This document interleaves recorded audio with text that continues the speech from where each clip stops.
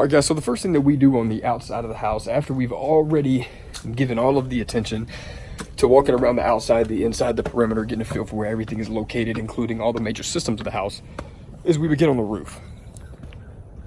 The roof always presents a challenge, just because sometimes it can't be walked. Sometimes we need to use a drone. Sometimes we need to use binoculars. There's just various different ways that we can approach the roof. In this particular case, the slope at the rear is gonna allow us to be able to get on the back of the roof. And so I'm gonna go get a ladder and make sure that we do just that. All right, so from the roof, after we finish the roof inspection, we'll move to all sides of the house. So you've got the rear, the right, the left, and the front exterior. And each one of those is going to come with windows, doors, perhaps an HVAC compressor, an electrical panel. Each side of the house is going to present its own set of different circumstances that need to be inspected. So in this case, as we come down the steps, these are all going to be further evaluated to make sure we don't have any loose bricks, to make sure that it's all in good condition. We'll examine the garage doors, the lintels above those garage doors. We have a meter right here to the side. We've got a couple of windows that need to be looked at on this side of the house, gutters and grading all the way around each part of the exterior, moving all the way around to the front and continuing that pattern of inspection. So we've got windows here on the front that have to be examined. We're looking at the underside of the soffits. We're looking at the condition of the brick. Do we notice any step cracks in the brick? We got front steps here. So we're gonna inspect the landing and the rails to make sure,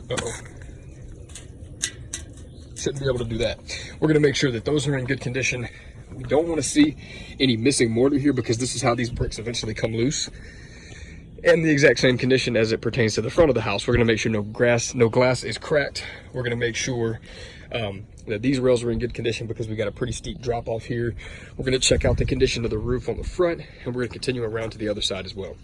All right, so as we approach over here, we can see, just a couple of things. We need to have the extension added to the end of that downspout to ensure that water is not going to route back toward the foundation, where it seems to be a little darker in that area. Moving over here, we want to make sure that the compressor is level.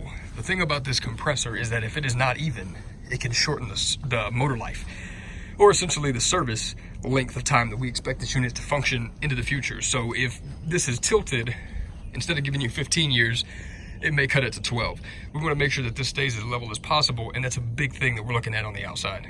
Continuing on, we have a gas meter, a shutoff. This should be in good condition. We should have no gas smells around the edge of that. And then we move on to the back.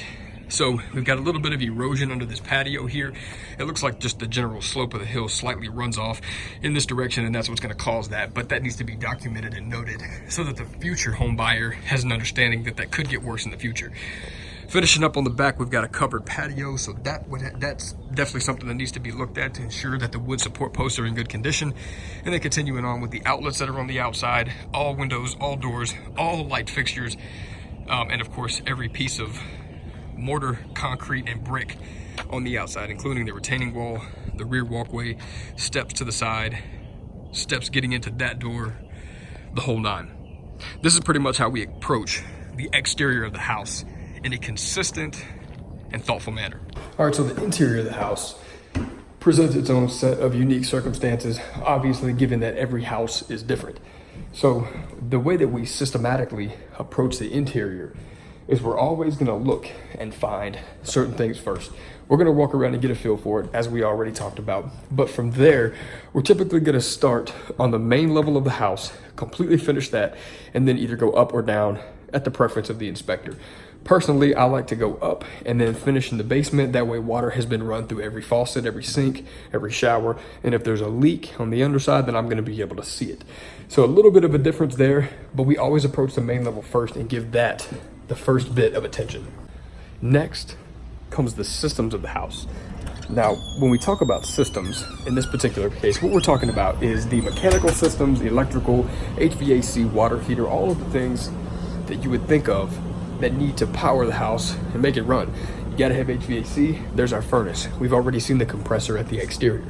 And then as we make our way around here, we can see both of the service panels right here. So we'll take the covers off of those, make sure those are good inside. And then lastly, we have the water heater over here that's venting out to the exterior. So these are the systems of the house that typically, if these go wrong or these have to be repaired, these are costly. So we wanna make sure that these are in really good condition. Now in this particular case, we do not have a basement or crawl space, so the only other thing that we're gonna have is the attic. This is a critical area. This is where we're looking at framing of the house.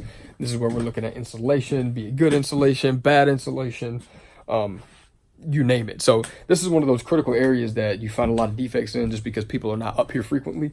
People don't often come in the attic. It's hot, it's not cooled. Sometimes there's not this much room. Fortunately for these buyers, there is. But this is one of the last areas that we will typically look at, having looked at everything else, and a critical area at that. And that's it, guys. So that's how we approach it. That's how we approach every inspection. And I'll tell you, one of the best parts of this job is when you're able to get up on a roof like this, which most inspectors won't touch, and you're able to see the view that you've got all the way around you. If you got any guys questions, please don't hesitate. Let me know. I'd be happy to answer any of them that you may have prior to the inspection. Otherwise, we are all scheduled and all set to go. Let me know if you need anything from me, and I'll see you at the inspection.